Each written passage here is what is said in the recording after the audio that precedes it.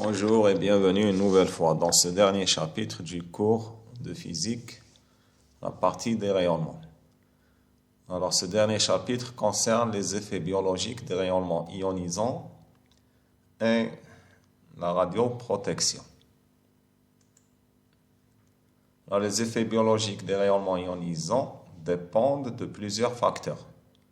Alors, le premier facteur, c'est la dose d'irradiation qui représente l'énergie absorbée par unité de masse. Ensuite, de la nature du rayonnement, car si on a deux rayonnements différents, par exemple des neutrons et des protons, ou bien des neutrons et des électrons, qui déposent la même dose, leurs effets ne seront pas les mêmes. Donc, les effets biologiques dépendent, comme on l'a dit, de la dose d'irradiation, de la nature du rayonnement. Ensuite, la nature, parce qu'on a trouvé par exemple que les protons provoquent 2 fois plus de cancer que les rayons gamma. Même si leurs énergies sont égales, ou bien les doses qu'ils ont déposées sont égales. Ça veut dire que la dose ne suffit pas pour caractériser les effets. Il faut aussi voir la nature du rayonnement. Alors, par exemple, ici, on voit qu'un noyau d'hélium ou bien une particule alpha peut être stoppé par une simple feuille de papier. Par contre, les électrons ou bien les particules bêta moins et même les positons ne sont pas stoppés par cette feuille de papier. Pour les stopper, on doit utiliser par exemple une feuille d'aluminium d'épaisseur de quelques millimètres. Et pour les rayons gamma, il nous faut environ 1 mètre de béton ou de plomb. Donc un mur d'une épaisseur égale à environ 1 mètre.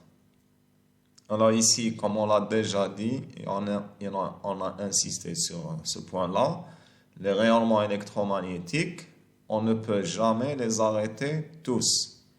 Alors ici, dans ce schéma-là, ou bien dans cette image, ou bien dans cette représentation, c'est comme si 1 mètre de béton va bloquer ou bien arrêter ou bien absorber tous les photons du faisceau de rayons gamma. Alors c'est faux. Il va arrêter la majeure partie ou bien une très très très grande partie des photons gamma qui vont le traverser. Mais il y aura toujours quelques photons qui vont passer et traverser le mur. Donc ce mètre de béton-là va atténuer très très significativement le faisceau de rayons gamma, mais il ne va jamais l'arrêter totalement, contrairement aux particules ici, électrons par exemple et particules bêta.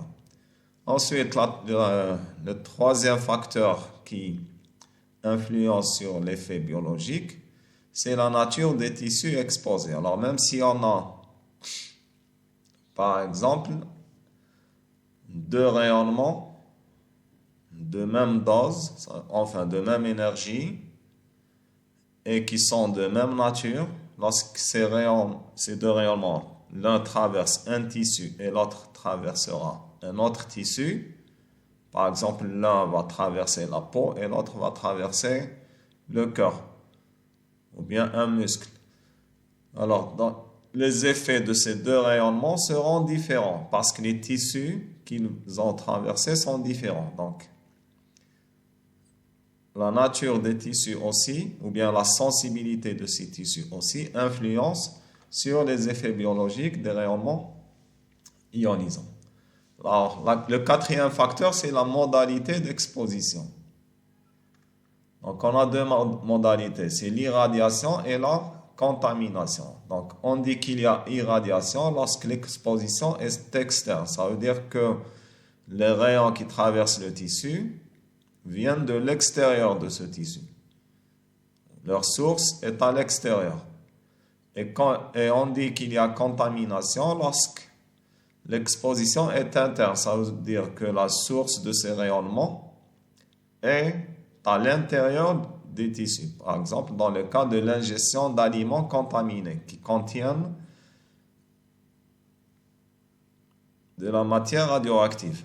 Donc, cette matière est ingérée, donc elle est à l'intérieur du corps et en se désintégrant, elle va émettre des rayonnements. Et donc, on dit que dans ce cas, il y a eu contamination. Alors, on a parlé du premier facteur qui est la dose. Alors, il existe différents types de doses. Alors, d'abord, la dose absorbée, elle représente l'énergie déposée par unité de masse. Donc, si on veut la calculer, donc on a un autre rayonnement ionisant ici qui va traverser cette masse-là et il va y déposer une certaine énergie. Donc, la masse de cette masse-là est égale à dm et l'énergie déposée ou bien perdue par le rayonnement est égale à dE. Ça veut dire que la dose, c'est dE sur dm. Donc, la dose absorbée, c'est dE sur dE. Alors ici, cette relation-là va nous donner la dose en chaque point du corps. Alors, si on veut la dose moyenne, on mettra E sur M. Donc, l'énergie totale perdue par le rayonnement divisée par la masse totale du corps. Alors, l'unité de la dose dans le système international, alors, elle vient d'ici. C'est une énergie divisée par la masse. Donc, c'est joule par kilogramme. Alors, joule par kilogramme, on l'appelle le Gray. Ça veut dire que 1 Gray est égal à 1 joule par kilogramme. Alors, avant, dans les années 1920, 1910, etc., on utilisait une autre unité qu'on appelle le rad. Elle vaut 0,01 Gray, ça veut dire 1 centigré. Ça veut dire que 1 rad est égal à 1 centigré, ou bien 10 puissance moins 2 Gray. Maintenant, on utilise le Gray. Alors, l'autre type de dose, c'est la dose équivalente. Alors, comme on l'a dit, alors la dose absorbée, c'est une grandeur purement physique. Elle nous donne l'énergie, enfin la densité d'énergie par rapport à la masse, ça veut dire l'énergie déposée par unité de masse. Mais elle ne va pas nous donner l'effet, parce que l'effet biologique du rayonnement. Parce que si on prend, par exemple, deux types de rayonnement, malgré que leur dose soit égale, on aura des effets biologiques différents. Alors, pour tenir compte de ça, c'est-à-dire de l'influence de la nature du rayonnement sur les tissus, on va utiliser ce qu'on appelle la dose équivalente. Alors la dose équivalente, elle est notée grand H, elle est égale à la dose absorbée multipliée par un facteur de pondération, c'est-à-dire qu'il va donner du poids à la nature du rayonnement. Par exemple, pour chaque rayonnement, on a des effets qui sont plus ou moins importants. Par exemple, comme ici, on voit que les neutrons d'énergie entre 0,1 et 2 mégaélectronvolts ont les effets les plus importants avec les particules alpha. Par contre, les rayons gamma, les rayons bêta, etc. ont des effets biologiques inférieurs à ceux des neutrons et des particules alpha. Alors, les protons sont intermédiaires. Et aussi, ça dépend. Alors ici, on a tout ça, c'est des neutrons. Et leurs effets, les effets des neutrons dépendent de leur énergie aussi. Donc, pour tenir compte de tout cela, on va donner à chaque type de rayonnement un certain facteur qui va traduire les effets de ce type de rayonnement sur les tissus. Alors, plus les dégâts que le rayonnement va causer dans les tissus, plus ces dégâts sont importants, plus le facteur de pondération, pondération, ça vient de poids. Donc, ça va donner du poids à l'effet du rayonnement. Donc, plus les effets néfastes sur les tissus sont importants, plus le facteur de pondération est important. Par exemple, pour les neutrons d'énergie de 0,1 jusqu'à 2 mégaélectronvolts, oméga est égal à 20. La même chose pour les particules alpha. Par contre, pour les électrons, il est égal à 1. Donc, vous voyez que l'effet biologique d'un neutron et d'un électron, il y a une différence de 20 fois. Donc, un neutron est 20 fois plus dangereux qu'un électron.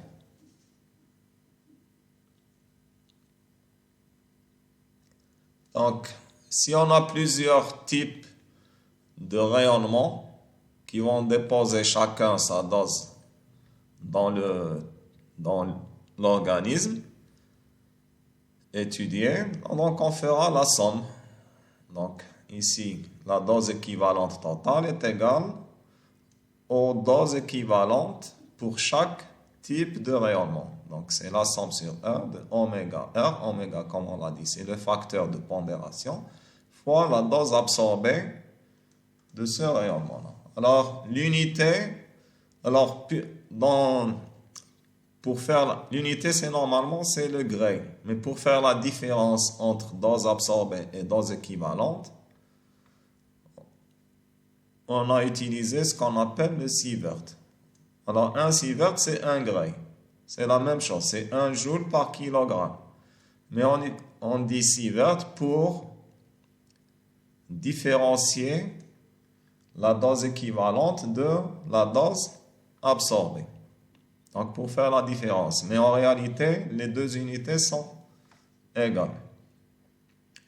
Donc, la dose, je répète, la dose absorbée, c'est purement physique. C'est une énergie divisée par la masse. Ça ne tient pas compte des effets biologiques du rayonnement.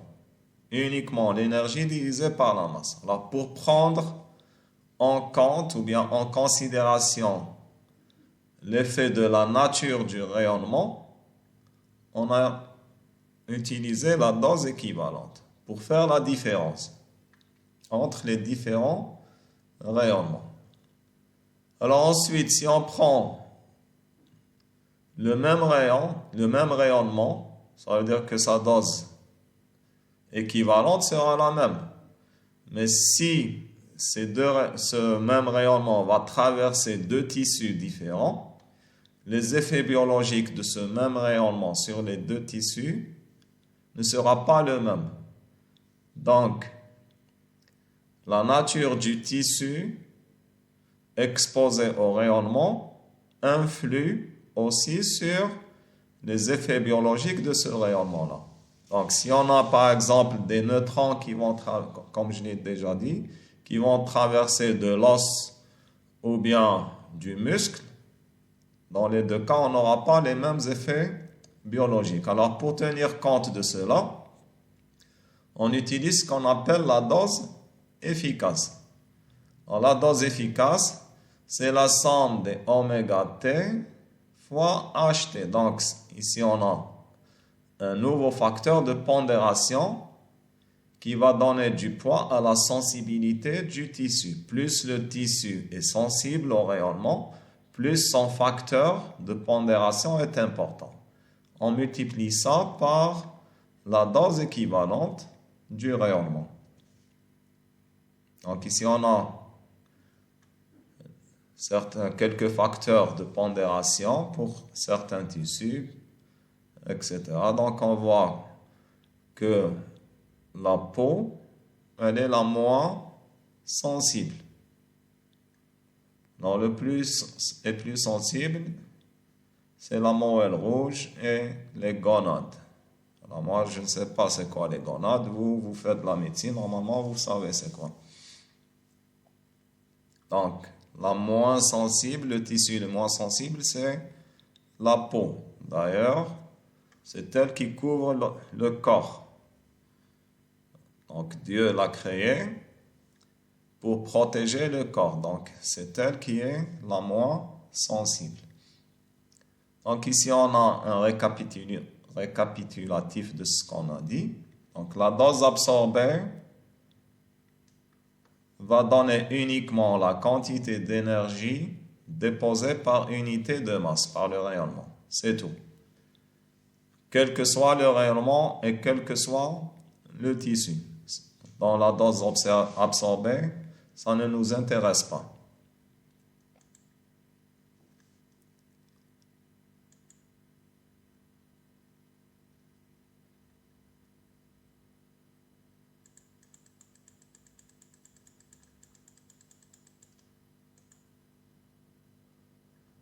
Alors, dans le cas de la dose équivalente, on va tenir compte de la nature du rayonnement. Donc, on multipliera la dose absorbée par le facteur de pondération du rayonnement. Donc, pour chaque type de rayonnement, par exemple, pour les rayons X, rayons bêta, rayons alpha, gamma, etc., pour chaque type de rayonnement, nous avons un facteur ou bien un coefficient par lequel on va multiplier la dose absorbée pour obtenir la dose équivalente qui va tenir compte de la nature du rayonnement. Alors, la dose efficace va tenir compte de trois choses. De la dose absorbée, de la nature du rayonnement et de la nature du tissu. Donc, elle prend en compte la fragilité du tissu par rapport au rayonnement, aussi du type de rayonnement et de la dose. Donc, la dose efficace, c'est celle qui donne l'information la plus complète.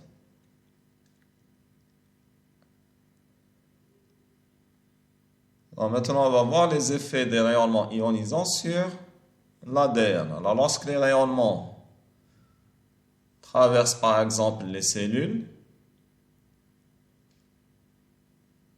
on a 4 possibilités. Alors, ils peuvent traverser directement la cellule sans causer de dommages. Ils vont pénétrer et sortir de la cellule sans rien endommager. Alors, le deuxième cas, ils vont endommager la cellule, mais cette dernière va se réparer spontanément. Donc, ici, l'effet est pratiquement nul. Ils l'ont endommagée, mais elle s'est réparée. Donc, il ne s'est pratiquement rien passé. Le troisième cas, les rayonnements vont altérer la capacité de la cellule à se reproduire correctement par elle-même. Et vont provoquer parfois des mutations, ou bien une mutation, ou bien des mutations. Le quatrième cas, ils vont détruire la cellule. Donc, la mort d'une cellule n'est pas préoccupante, ce n'est pas vraiment dangereux. Par contre, s'il y a un trop grand nombre de cellules d'un certain organe qui sont mortes, là c'est très dangereux parce que ça peut conduire à la mort de l'organe. Par exemple, le foie, si une grosse partie du foie est détruite par le rayonnement, alors le foie va en mourir. Et puis, lorsque le foie va mourir, le malade lui aussi va mourir. Alors, l'action des rayonnements sur l'ADN, c'est une action, elle peut être directe. Donc, les rayonnements vont directement,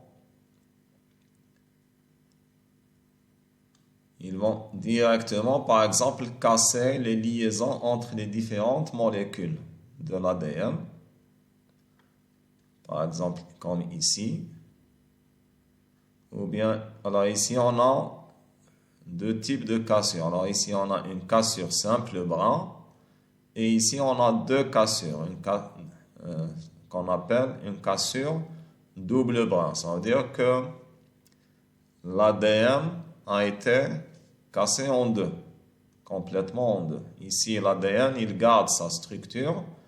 Par contre, cette liaison, elle est cassée. Par contre, ici, il est cassé complètement. Donc, on a deux morceaux d'ADN.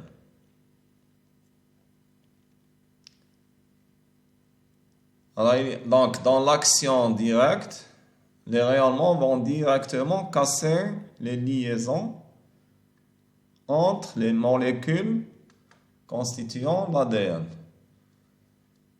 Alors, l'autre action, elle est indirecte. Alors, le rayonnement ne va pas toucher l'ADN, mais il va.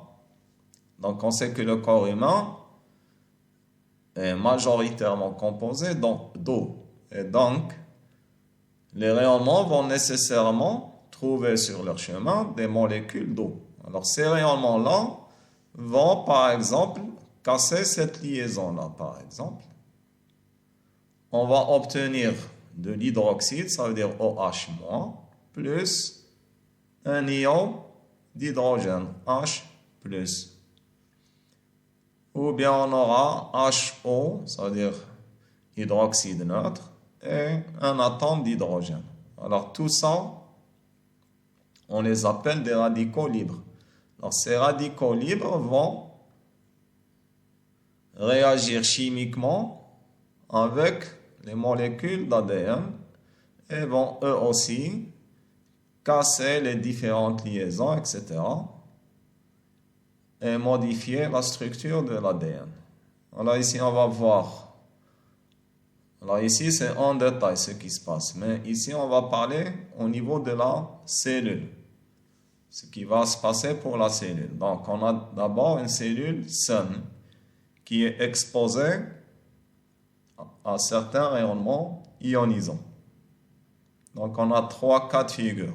Le premier cas, la cellule va absorber une grosse dose et elle va mourir.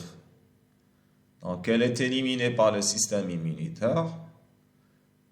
Donc, ici, on a un effet assez déterministe. Ça veut dire que si le nombre de cellules mortes n'est pas important, donc il n'y a pas vraiment de danger pour le malade. Par contre, s'il y a un très grand nombre de cellules qui sont mortes, donc il se peut que l'organe va mourir, ce qui va causer de très très gros problèmes pour le malade.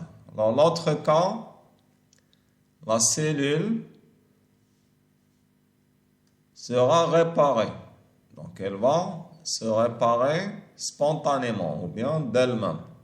Donc elle va retrouver ses fonctions initiales et on dit que l'effet est nul. Donc il n'y a pas eu d'effet négatif sur la cellule. Alors le troisième cas, la cellule va muter. Donc son ADN a changé. Donc elle va ou bien survivre, mais ne peut plus se diviser. Après un certain temps, elle va mourir. Donc l'effet est nul. Elle va mourir naturellement. Le deuxième cas, le système immunitaire va la détecter et va l'éliminer. Et donc, ici aussi, l'effet est nul. Le troisième cas, le système immunitaire ne va pas la détecter et il ne va pas l'éliminer. Et donc, cette cellule-là aura des effets stochastiques, ça veut dire aléatoires, qui seront différés. Ça veut dire qu'ils vont apparaître après un certain temps assez long. Donc ça va causer des cancers ou bien des effets héréditaires. Donc ici on a la même chose mais d'une autre manière. Donc c'est toujours la même chose, on ne va pas y revenir. Alors ici on va parler des effets en fonction de la dose. Alors si on a des doses de 0 Gray jusqu'à 0,25 Gray, on n'aura pas vraiment de symptômes pathologiques identifiés en relation avec l'irradiation. Donc l'effet est pratiquement nul ici. Alors si la dose est entre 0,25 Gray jusqu'à 1 Gray, la personne exposée va souffrir de nausées et d'une légère chute du nombre de globules blancs. Ensuite, si la dose est entre 1 Gray jusqu'à 1,25 Gray, il y aura des vomissements et une modification nette de la formule sanguine. Si la dose est entre 2,25 jusqu'à 5 gray, alors on aura 50% de chance pour que cette personne exposée soit morte. Alors ici, on dit que l'effet est toujours aléatoire, puisqu'il n'est pas déterministe. On est sûr, par exemple, si on prend un grand nombre de personnes, 1000 personnes, on est sûr que 500 vont mourir. Mais on ne sait pas quelles sont vraiment ces personnes qui vont mourir. Leur nombre, ça sera 50%, ça veut dire 500 sur 1000 par exemple, mais on ne sait pas exactement lesquels vont mourir. Alors, si la dose est supérieure à 5 gray, là, la mort est quasi certaine. Ça veut dire, si on prend 1000 personnes et qu'on va les irradier avec une dose supérieure à 5 gray, toutes ces personnes vont mourir. Là, on est sûr.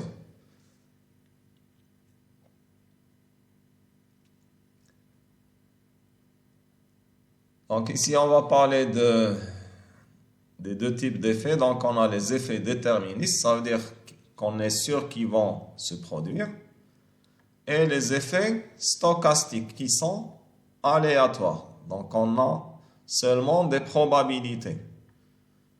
Alors, dans les effets déterministes, par exemple, alors la cause des effets déterministes, d'abord, c'est la destruction massive des cellules. Ça veut dire la destruction d'un très grand nombre de cellules.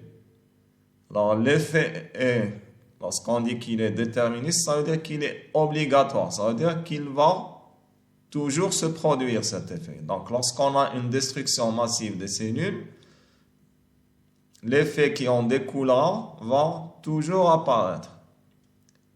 Alors cet effet va se traduire par des pathologies diverses. Alors cet effet déterministe se produit à partir d'une dose seuil. Par exemple, à partir de 0,2-0,3 gray. Donc pour des doses supérieures à 0,3 gray ou bien 0,2 gray, on est sûr que ces effets vont se produire. Alors, la manifestation est précoce, ça veut dire que cet effet-là va apparaître et va se produire très rapidement. Alors, la gravité dépend de la gravité de l'effet dépend de la dose. Donc, plus la dose est élevée, plus l'effet est grave. Et aussi, il est clairement décrit. Donc, on dit par exemple qu'à partir de 0,3 gray, par exemple, il y aura par exemple, une modification de la formule sanguine, par exemple. Enfin, supérieur à 1 gray. Donc, de 1 jusqu'à 1,25. Par exemple, si on prend la modification de la formule sanguine, on est sûr que, à partir de cette dose-là, ce phénomène-là va se produire. Alors, ce phénomène est clairement décrit. On sait quelle modification va se passer dans la formule sanguine. Alors, maintenant, on va passer aux effets stochastiques qui sont aléatoires ou bien probabilistes. Alors, leur cause, c'est des lésions non réparées de l'ADN. Donc, les cellules ne sont pas mortes, mais leur ADN a été modifié et n'a pas été réparé. Alors, ces cellules-là vont causer ou bien provoquer certains effets qui sont aléatoires. Donc, tout ce qu'on peut savoir, c'est la probabilité de leur apparition. Alors, ces effets-là, ça sera par exemple des cancers ou bien des effets génétiques, ça veut dire des effets héréditaires. Alors, il n'y a pas de dose seuil d'apparition. Par exemple, le cancer et les effets héréditaires n'ont pas de dose seuil. Par exemple, une personne exposée à une dose de 0,2 gray peut avoir un cancer. Et une autre personne qui est exposée à une dose plus élevée, elle n'aura pas de cancer. Donc, il n'y a pas de dose seuil dans les effets stochastiques. Donc ça dépend de plusieurs facteurs qu'on ne connaît pas vraiment. Alors par exemple, je vais sortir du sujet. Par exemple, on a deux personnes qui fument. Alors, il y a certaines personnes qui fument, par exemple, 3 paquets de cigarettes par jour, mais qui n'ont rien. Par contre, une autre personne qui va fumer 10 cigarettes par jour, et malgré ça, elle aura des problèmes pulmonaires et peut-être des infarctus du myocarde, etc., etc. Donc, ça ne dépend pas vraiment d'une dose seuil. Ça dépend de plusieurs facteurs. Alors, la manifestation est tardive. Donc, ces phénomènes-là, ou bien ces effets n'apparaissent pas rapidement. Ils apparaissent après plusieurs années. Alors, la gravité est indépendante de la dose, comme on vient de le dire. Alors, une personne exposée à une dose de degrés peut ne rien subir. Par contre, une autre qui est exposée à 0,5 degrés peut développer un cancer. Donc, la dose ici, dans les effets stochastiques, n'a pas vraiment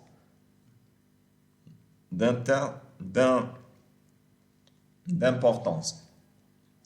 Alors, les effets sont non spécifiques parce qu'on ne connaît pas, on n'est pas sûr, on est sûr de rien.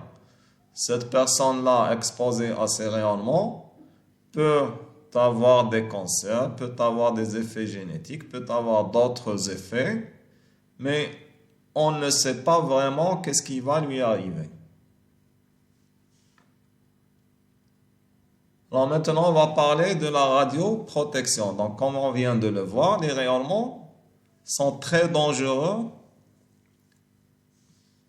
pour les êtres vivants.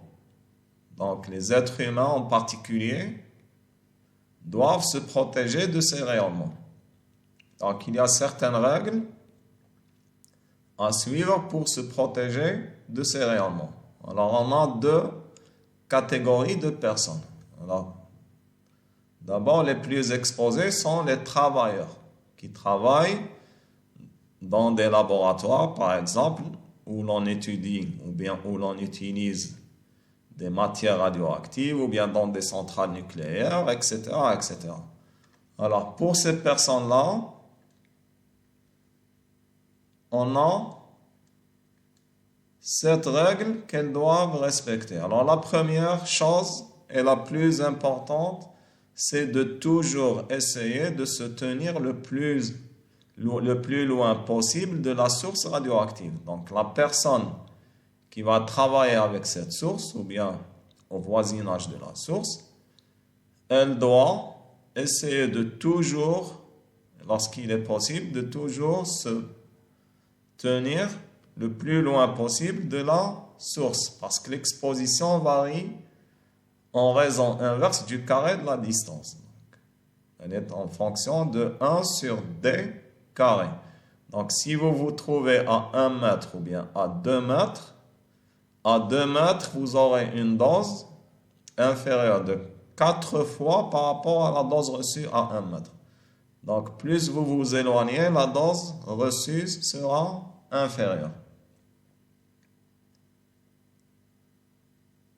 Alors, dans certaines usines maintenant, on utilise des robots pour éliminer tout risque de contamination ou bien d'irradiation. Alors, la deuxième règle, alors si la source est intense, ça veut dire qu'elle est très très irradiante, il est nécessaire de placer la source derrière un blindage approprié. Donc, il faut mettre entre l'opérateur ou bien le travailleur et la source un écran ou bien un mur qui doit être en plan par exemple et qui va atténuer le rayonnement. Alors, la troisième règle, c'est de ne jamais toucher directement de la main une surface. Alors, on ne parle même pas de la source. sources radioactives. On parle même une surface qui a été contaminée, on ne doit pas la toucher. Et pour cela, on doit utiliser des gants. Ensuite, ne jamais manger ni fumer à proximité d'une source radioactive. Et se laver toujours les mains après avoir manipulé. Alors ici, manipuler, ce n'est pas toucher, mais on va les manipuler, ça veut dire avec des gants par exemple. Donc, même avec des gants, après la fin de la manipulation, on doit se laver les mains. Alors, la cinquième, c'est de limiter la durée de l'exposition au rayonnement. Donc, il faut la limiter au maximum. C'est-à-dire, plus la durée d'exposition au rayonnement est grande, plus la dose absorbée sera importante. Donc, il faut limiter la durée d'exposition pour diminuer la dose absorbée. Alors, la sixième, c'est de se protéger du contact et de l'inhalation. Inhalation, ça veut dire aspirer les poussières radioactives par des combinaisons étanches. Donc, la personne qui va manipuler ou bien travailler dans le voisinage des sources radioactives. Alors, dans le voisinage, on peut avoir des poussières qu'on ne voit pas à l'œil nu et qui vont nous contaminer. Donc, pour nous protéger, on doit utiliser ou bien on doit nous habiller de combinaisons spéciales. Alors, à la fin, les combinaisons et tout le matériel qu'on a utilisé doivent être stockés dans des endroits sûrs et appropriés. Donc ici, ce n'est pas comme par exemple le Covid. On va brûler la combinaison et c'est bon. C'est un virus, lorsqu'on le brûle, il va mourir. Mais ici, non. Une source radioactive, même si vous brûlez son support, elle restera toujours radioactive. On l'a déjà dit dans le chapitre radioactivité. La désintégration radioactive est inéluctable. Ça veut dire que rien ne peut l'arrêter. Donc, si on a par exemple nos vêtements ou bien la combinaison qui a été contaminée, on va prendre cette combinaison et la stocker dans un endroit sûr. Ça veut dire qu'il ne va pas laisser passer les rayonnements émis par la source, les substances radioactives qui ont contaminé la combinaison.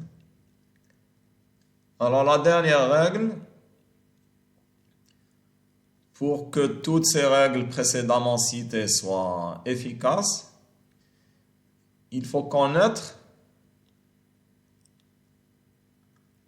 et il faut aussi mesurer, détecter et mesurer les doses d'irradiation. Donc, si on travaille dans un environnement, il faut qu'on soit capable de mesurer la dose d'irradiation qui se trouve dans cet environnement-là pour savoir quelles sont les mesures qu'on doit prendre. Donc, il faut toujours pouvoir détecter et mesurer les doses d'irradiation.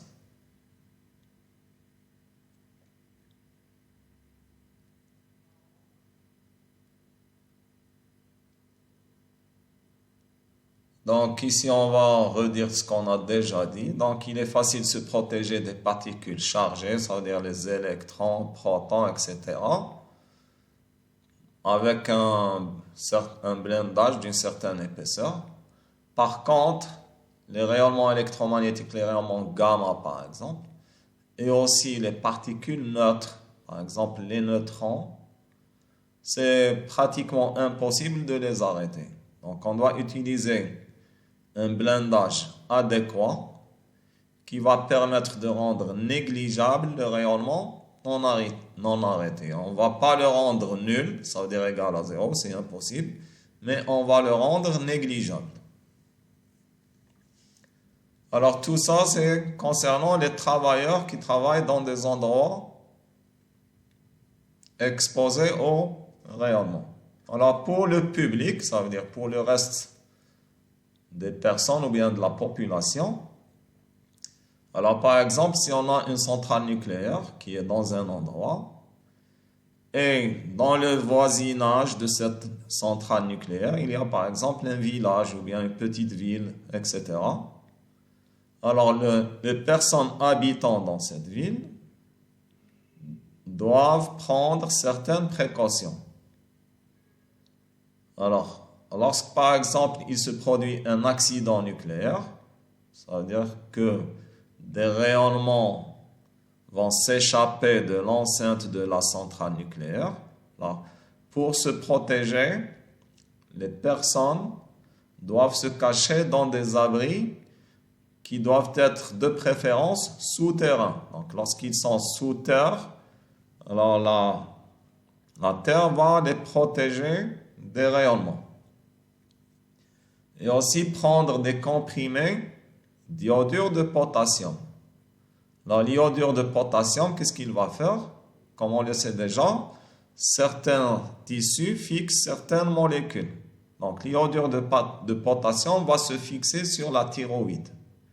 Et donc, il va, lorsque la personne avale, par exemple, un comprimé d'iodure de potassium, cet iodure de potassium va se fixer sur la thyroïde et il va la protéger de l'iode radioactif qui va être émis dans l'atmosphère. Donc, s'il y a eu un accident nucléaire, donc il y aura, par exemple, émission d'iode radioactif. Alors, pour nous protéger de cet iode radioactif, il faut saturer la thyroïde pour qu'elle ne puisse pas absorber les noyaux d'iode radioactif. Alors, pour la saturer, on utilise l'iodure de potassium. L'iodure de potassium n'est pas dangereux pour la thyroïde, contrairement à l'iode radioactif. Alors, merci pour votre attention. Alors, j'ai remarqué que certaines personnes qui regardent ces vidéos ne se sont pas abonnées. Alors, s'il vous plaît, abonnez-vous pour que lorsque je vais mettre en ligne de nouvelles vidéos, alors peut-être que je vais mettre des vidéos sur les TD.